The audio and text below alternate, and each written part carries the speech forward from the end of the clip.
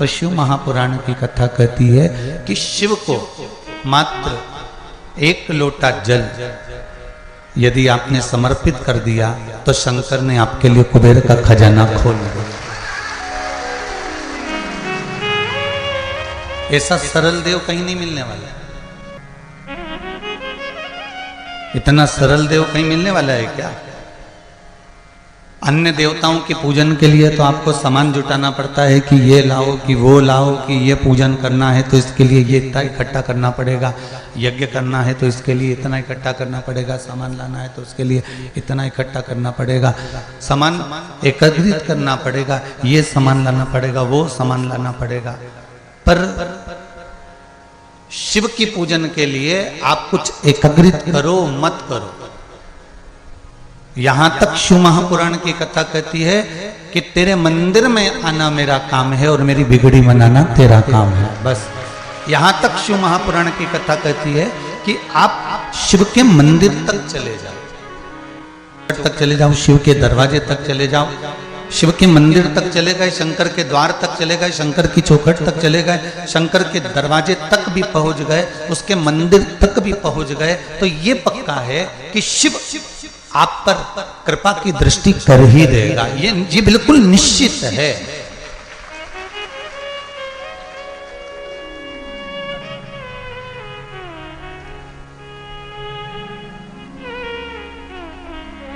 कल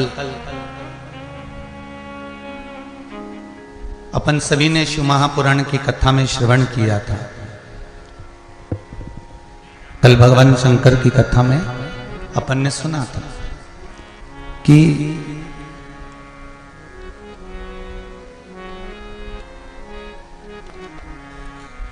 दुर्गा भवानी माता से कहा गया कि जाओ और जाकर आकाश मंडल में असुरों ने जल को रोक रखा है, मृत्युलोक से जल भूमि के नीचे से प्रकट नहीं हो रहा है, नदियां, तालाब, बावड़ी, कुंड सब खाली पड़े हुए हैं, आप जल की व्यवस्था करो। तभी माता पार्वती जी का जो स्वरूप था, दुर्गा भवानी का जो स्वरूप था, उससे माता पार्वती जी ने, माता दुर्गा ने शकंभरी रूप धारण कर लिया था।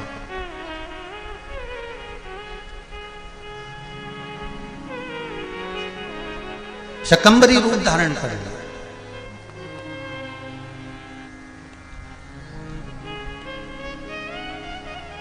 हजारों नेत्र माता ने अपने शरीर पर बना लिए थे और हजारों नेत्र बनाकर माता ने उन नेत्रों से रोना चालू कर दिया था। क्या हुआ उससे? जब रोना चालू करा माता ने, चलती चलती जाए मेरी शकंभरी माता और नेत्रों से जल बहाती जाए, जो बंजर भूमि थी वो सब हरी भरी हो गई वापिस और अकाल समाप्त हो गया।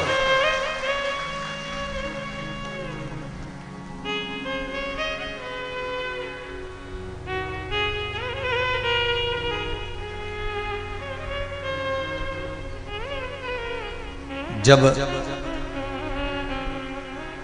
संसार के ऊपर काल मंडराने लगता है, चारों तरफ जब सूखा पड़ने लगता है, कहीं विपदा आन खड़ी होती है, तब शिव पंचायत में से मां दुर्गा को बाहर निकालकर खड़ा कर दिया जाता है कि अब तुमको संभालना है, अब तुमको देखना है, अब तुम जाओ।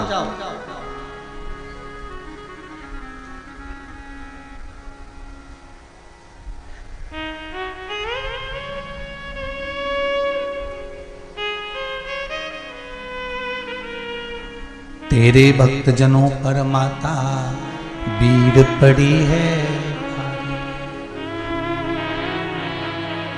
दानव दल पर टूट पड़ो मां करके सिंह सवारी। सो सिंगों से तू बलशाली, अष्ट भुजाओं वाली, दुखियों के दुखड़े सा। मां दुर्गा शकंभरी बनकर प्रकट हो गई। और जब मां शकंभरी बनकर प्रकटी, हजारों नेत्र कर कर माता ने जब रोना चालू करा, पूरी पृथ्वी को हरा भरा कर दिया, संपूर्ण पृथ्वी।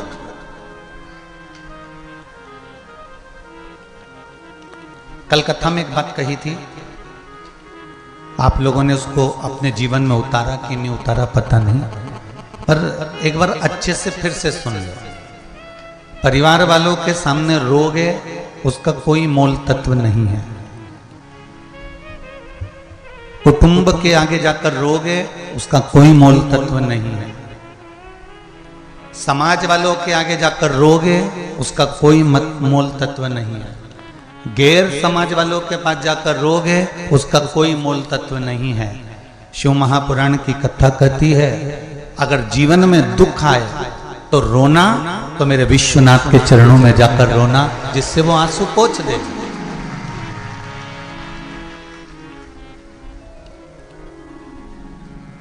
दुनिया के लोग तो रुलाना जानते हैं महाराज। माता के गर्भ से जब बच्चे का जन्म होता है, तब माता के गर्भ से जब बच्चा जन्म लेता है, तब डॉक्टर सिस्टर उसको धप मार के रुलाते हैं, चिमटी खोड़ के रुलाते हैं कि रो, आज से तू रोएगा तो मरेगा, तब तक तुझे रोना पड़ेगा। बोलो माताएं सही है कि गलत है? डॉक्टर सिस्टर उसको धप मार के रुलाते हैं कि आज से रोएगा तो मरेगा, तब तक तुझे रोना पड़ेगा।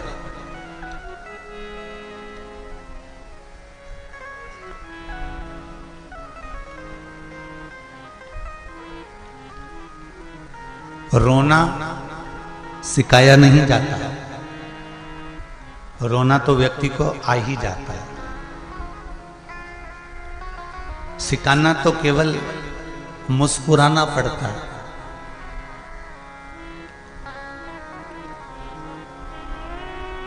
और जब आप किसी अच्छी संगत में पहुंच जाओगे, अच्छी जगह पहुंच जाओगे, तो वहां पर तुम्हें रोना नहीं पड़ेगा, वहां केवल आप मुस्कुराना सीख जाओगे। फिर कोई रुलाने वाला नहीं मिलने वाला आपको। अच्छी संगत में गए तो, अच्छी जगह पहुंच गए तो, अच्छी जगह पर लग गए तो आपको फिर कोई रुलाने वाला नहीं मिलेगा, आपको मुस्कुराना अपने आप आ जाएगा।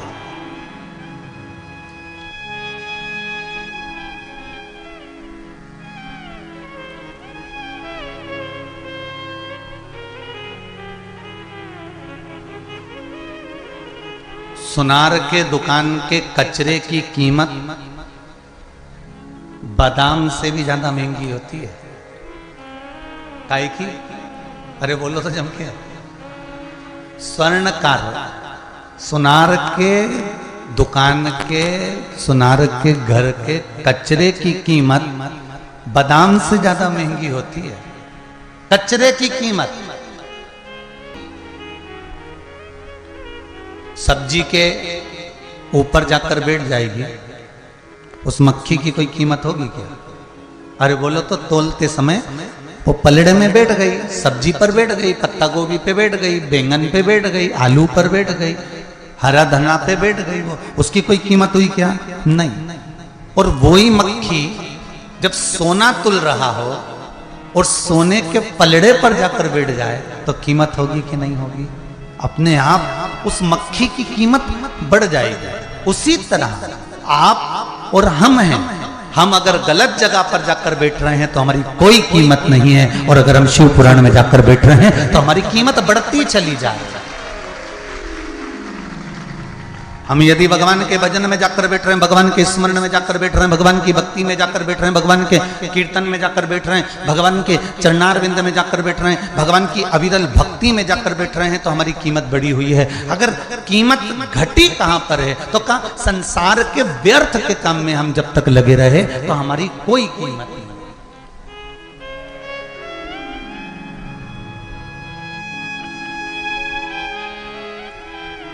उसकी कोई कीमत नहीं। सुनार की दुकान के कचरे की कीमत, सुनार के घर के कचरे की कीमत बादाम के कीमत से ज्यादा होती है। क्यों? क्योंकि वो अच्छी जगह का होता है। उसी तरह आप अच्छी जगह बैठोगे, अच्छी जगह रहोगे, भगवान की भक्ति में लगे रहोगे, कीर्तन में लगे रहोगे, स्मरण में लगे रहोगे, तो कीमत तुमको नहीं बनाना है, कीमती तो मेरा भोलेनाथ खुद बना देगा। आपको बनाने की जरूरत नहीं है। एक पत्र में किसी ने लिखा है,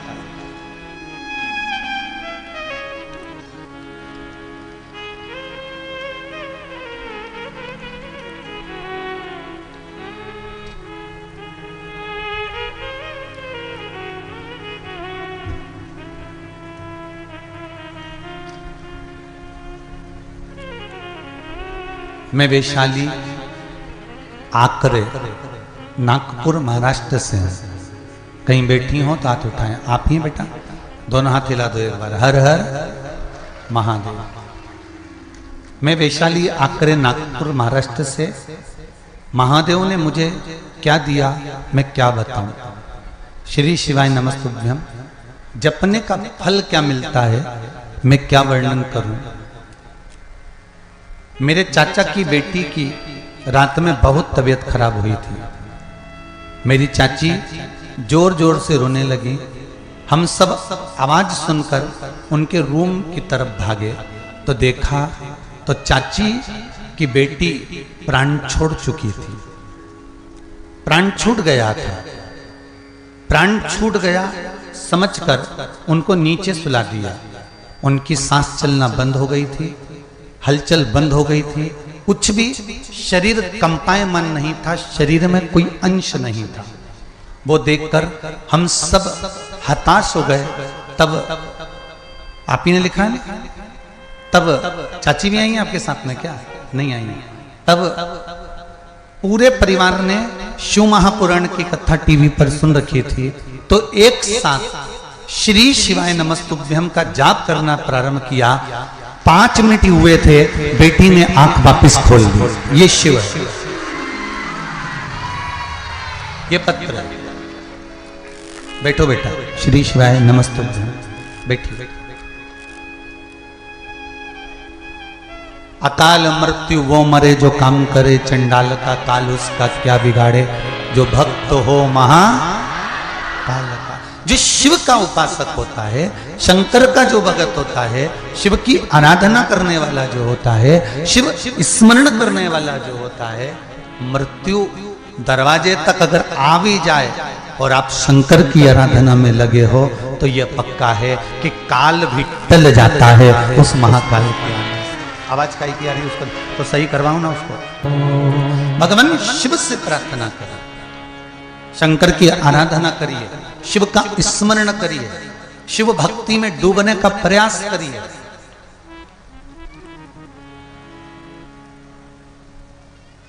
एक बात कहना चाहेंगे, आप स्वीकार करें तो अच्छा है।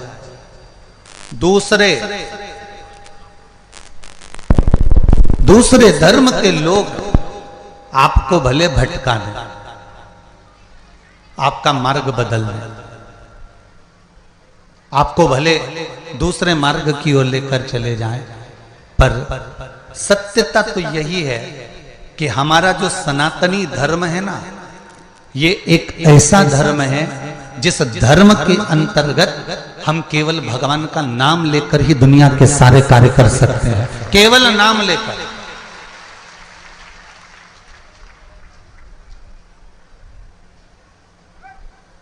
केवल एक नाम स्मरण से ही हमारा सब काम हो सकता है। आप भगवान का नाम लेकर आगे तो बढ़ो, स्मरण तो करो, भगवान शिव भक्ति में लगना, शंकर का स्मरण करना। एक पत्र और बड़ा सुंदर है, देखिए।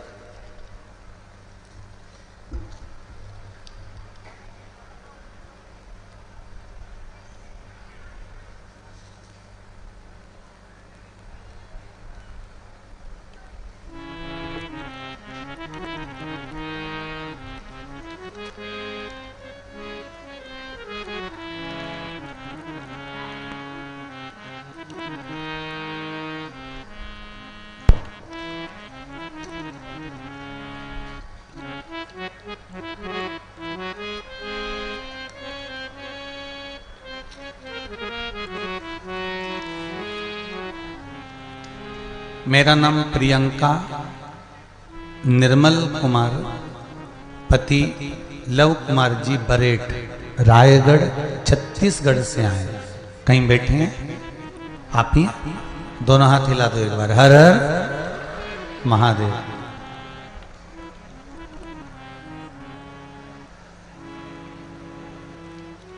पत्र में लिखा है, गुरुजी चरणों को प्रणाम। बाबा जी का चमत्कार हम बताएं। पिछले 2 साल से अपने पैरों से मेरे पति खड़े भी नहीं हो पाते थे। पत्र में लिखा है, आप ही ने लिखा है, पैरों से खड़े भी नहीं हो पाते थे। जब से मैंने कथा सुनी, पशुपति व्रत किया और पति को लेकर 4 फरवरी को सीहोर में कुबेरेश्वर धाम पर गई। कुबेरेश्वर धाम पर जाकर मैंने केवल बाबा से इतनी सी विनती करी है कि बाबा जब वो यहां से जाएं तो पांव ठीक कर देना। वो नीचे भी नहीं बैठ पाते, खड़े भी नहीं हो पाते। पांव ऐसे कर देना कि ऑफिस भी उनको छोड़ने जाना पड़ता है, कोई बिठा कर ले जाता है तब छोड़ कर आता है, वो खुद के पांव से चले। गुरुदेव जब सहारे से चल पाते थे, ऑफिस भी पहले हम छोड़ने जाते थे। गुरुजी पशुपति व्रत पूरा हुआ, सीहोर से वापस लौट कर आए, कुबेर भंडारी के दरवाजे से आए और आज पति के साथ में कथा सुन रहे हैं। मेरा पति भी पैदल ऑफिस चले जाते हैं चलकर। अब उनके चरण ठीक हो गए। बैठ जाओगे, हर हर। जो चल नहीं पाते थे। एक बात और कहूंगा, भले रुद्राक्षोत्सव में आप लोग नहीं आ पाए क्योंकि उस समय पर भीड़ इतनी बढ़ गई थी कि व्यवस्थाएं कुछ हो सकता है कि भगवान शंकर को जो मंजूर हो, शिव को जो अच्छा लगता हो, शिव की जो करुणा हो, पर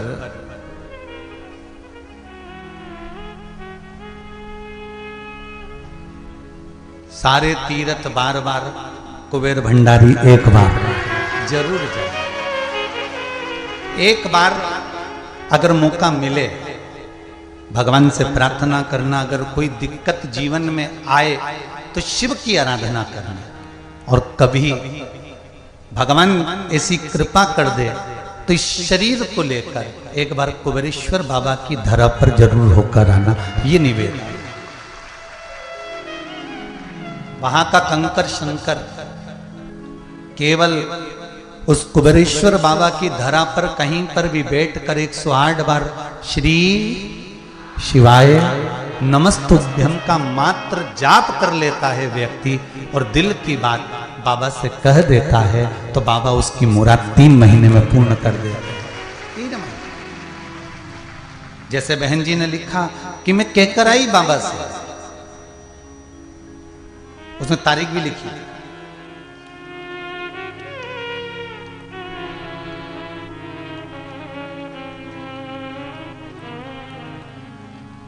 कुछ तारीख भी उन्होंने लिखी थी। 4 फरवरी 2022। अभी कौन सी चल रही है? मार्च। कितना समय हुआ? 3 महीने हो गए क्या? नहीं। और एक और बात कहूंगा, आपके क्षेत्र में जितने लोग आस्था पर कथा सुन रहे हो, जितने फेसबुक यूट्यूब पर सुन रहे हैं, आपके क्षेत्र में कहीं पर भी शिव महापुराण की कथा हो रही हो, 2 क्षण के लिए, 1 दिन के लिए, 15 मिनट के लिए जाओ, पर उस भूमि पर अपनी हाजिरी लगाकर जरूर आओ।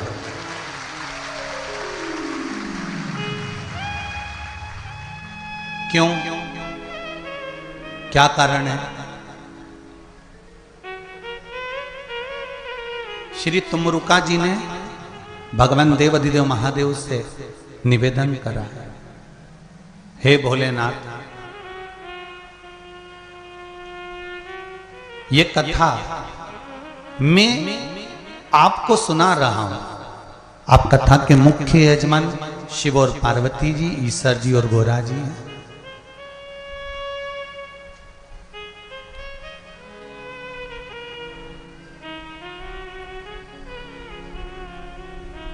शंभु ऐसी कृपा कर दो कि जिस भूमि पर, जिस धरा पर, जहां शिव महापुराण की कथा हो, वो धरा जितने दिन तक पुराण चले उतनी दिन तक वो कैलाश पर्वत निर्मित हो जाए, ऐसी करुणा कर।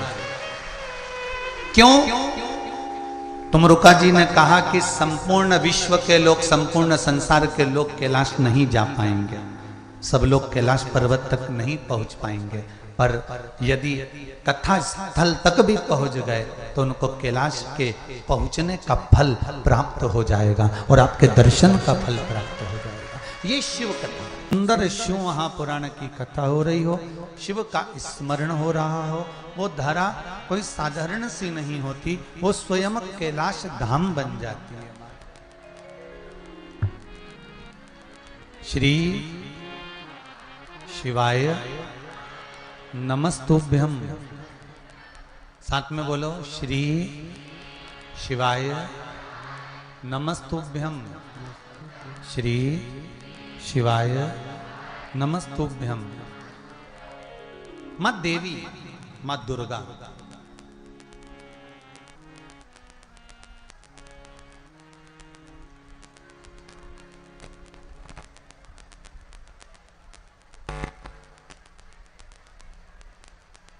मां देवी, मां दुर्गा स्वयं शकंभरी बनकर संपूर्ण भूमंडल को हरा भरा कर देती है। संपूर्ण भूमंडल,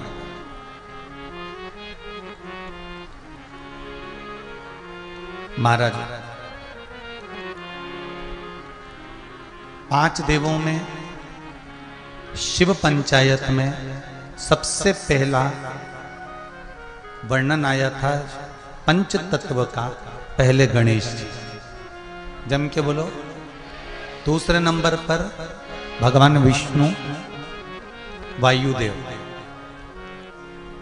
तीसरे नंबर पर भगवान शिव पृथ्वी का तत्व, चौथे नंबर पर मां दुर्गा अग्नि का स्वरूप,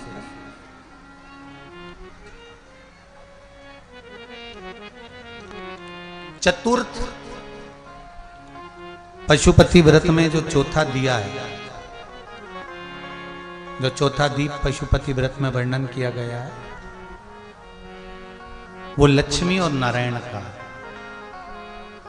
और पंचम, 5वां जो दीप है पशुपति व्रत के अंतर्गत, ये संपूर्ण कार्य सिद्धि के लिए स्वयं रिद्धि सिद्धि, स्वयं अष्ट सिद्धि, नवनिधि और श्री शिवजी महाराज की कृपा का ये 5वें नंबर का दीप है। 5वें नंबर का दीप,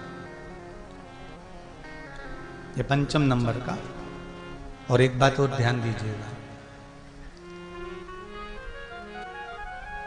जो छठा दिया है, जिसको आप लोग लेकर जाते हो घर के दरवाजे पर, कहाँ लगाते हो? घर के द्वार के सीधे हाथ की ओर। सीधा हाथ मतलब घर में प्रवेश करते समय सीधा हाथ पड़ना चाहिए। घर में प्रवेश करते समय आपका सीधा हाथ जहां होगा वहीं लगाना, घर से निकलते समय का नहीं।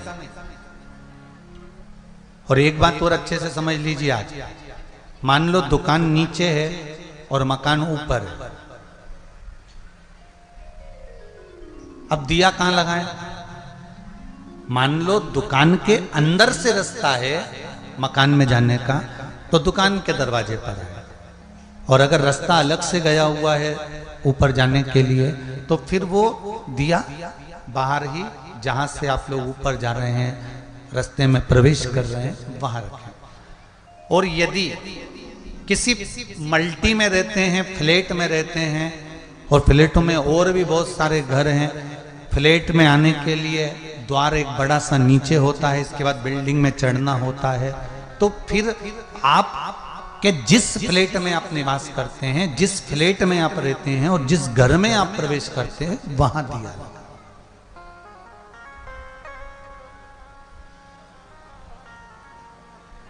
पर शिव महापुराण एक बात और कहती है, अहंकार रखकर कभी पशुपति व्रत मत करना। अभिमान रखकर यदि हम भगवान का भजन करते हैं, अभिमान रखकर यदि हम भगवान का स्मरण करते हैं, तो उसका कोई फल नहीं मिलता।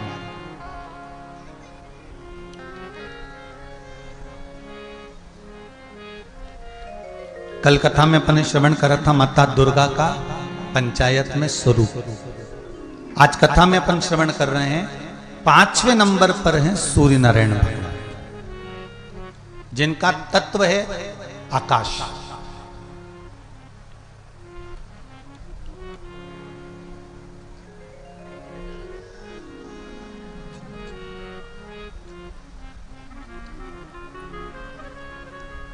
प्रतिदिन 2 देवताओं पर जल रोज चढ़ता। एक देवाधिदेव महादेव और दूसरे जम के बोलो जरा सूर्य देव भास्कर।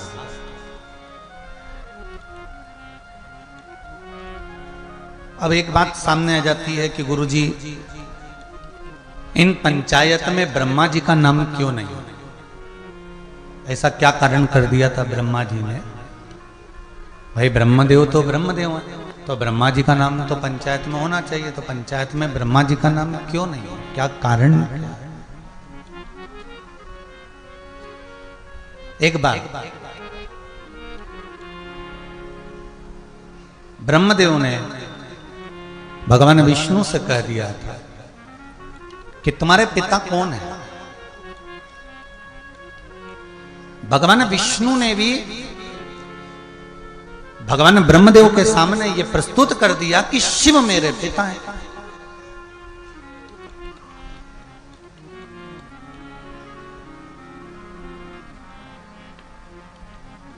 अब जब एक बच्चे से कह दिया जाता है कि ये आपके पिता हैं, तो बच्चे को मानना चाहिए कि ये मेरे पिता हैं। माता छाया देवी ने भी सूर्य नारायण भगवान को कह दिया था कि शनि आपके पुत्र हैं, पर सूर्य देवता मानने को तैयार नहीं थे कि शनि मेरा पुत्र नहीं हो सकता, क्योंकि ये काला है और मैं सुंदर।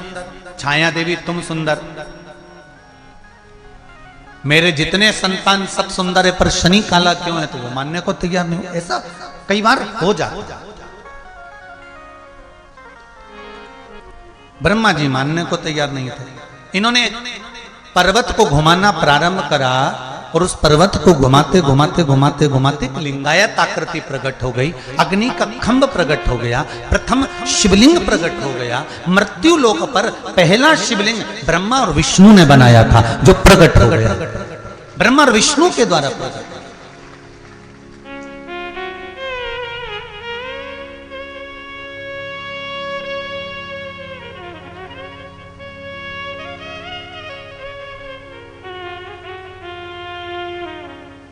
कर्पूर घोरम करुणावतारम संसार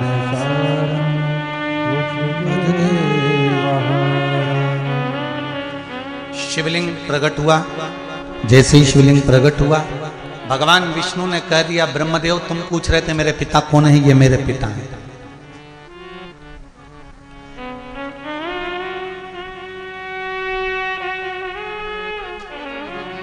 मेरे पिता को मैं जानता हूं कि यही मेरे पिता हैं।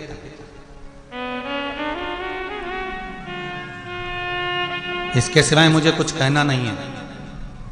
ब्रह्मा जी तो भी नहीं माने। ब्रह्मा जी के मन में वो बात ठीक नहीं लगी, ब्रह्मा जी नहीं माने उस बात को। ब्रह्मदेव ने कहा ऐसा होता है, तुम्हारे पिताजी के चरण कहां है और सिर कहां है?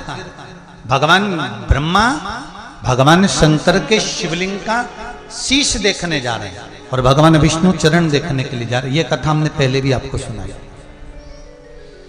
भगवान विष्णु चरण देखते देखते देखते देखते वापिस आ गए, पर उनको चरण नहीं मिले, वापिस आ गए। वो जानते थे कि पिता के चरण को जानना, पिता और माता इन दोनों के भीतर के विचारों को जानना, इन दोनों के भीतर की बात को जानना, ये बड़ा कठिन है। बड़ी बहू को लगता है कि सास छोटी को ज्यादा चाहती है, छोटी को लगता है सास बड़ी को ज्यादा चाहती है। पर कोई सास से तो पूछे कि वो किसको चाहती है, तो सास एक ही बात कहेगी, दोनों बेटों को बराबर का दूध पिलाया है, मेरे लिए दोनों बराबर के हैं, ना कोई बड़ा ना कोई छोटा। सास की निगाह में ना कोई बड़ा होता है ना कोई छोटा होता है, पर ये जो जगदम्बा होन होती है ना, ये बैलेंसिंग करती रहती है दिन भर। इनके मन में यही आता है, देख लो तुम्हारी मम्मी को, देख लो तुम्हारे पापा को।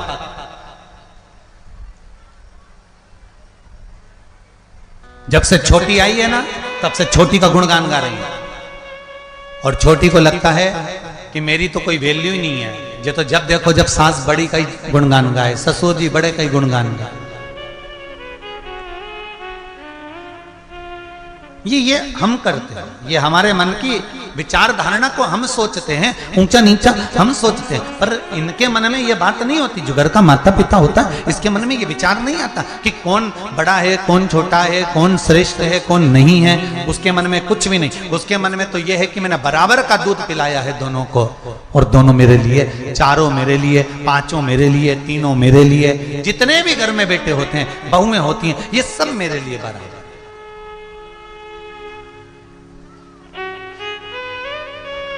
अब कभी कभी सासों के सामने रकम की बात आ जाती है, जो ज्वेलरी होती है ना, कि सास ने, बड़ी बहू के मन में आता है कि छोटी को तो ज्यादा दे दिया सास ने, हार भी बनवा दिया, पाटली भी बनवा दी, सामान भी बनवा दिया, और हमारी शादी में तो केवल एक मंगल सूत्र अकेला दिया था, और चांदी की तगड़ी और चांदी की पायल, सास ने केवल इतना ही दिया था। तो बड़ी बहू को ये समझना चाहिए कि जब तुम आई थी तब हो सकता है घर की कोई और पोजीशन रही हो, और आज तुम्हारे आने से घर में इतनी संपदा बढ़ गई कि छोटी को ज्यादा चढ़ गया। ये तुम्हारे चरण से।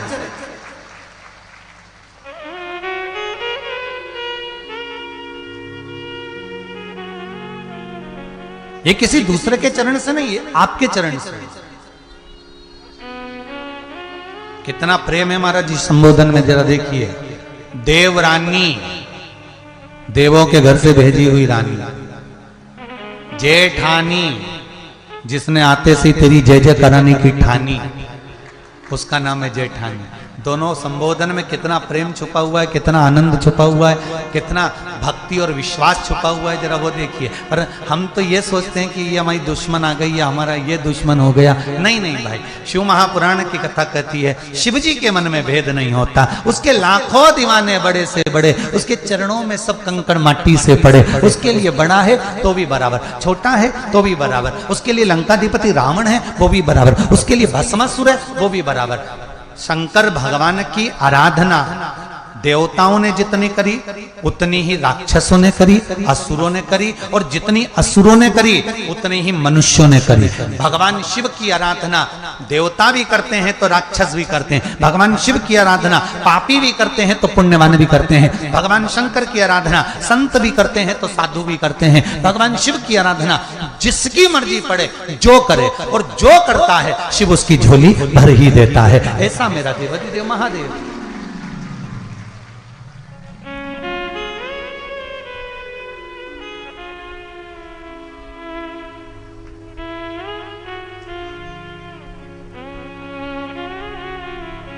शिव आराधना का पुण्य यही है।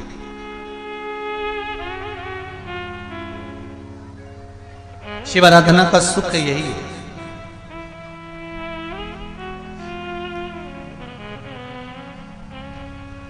शंकर की आराधना का एक सुख एक पत्र में लिखा है किसी बहन ने, देखिए।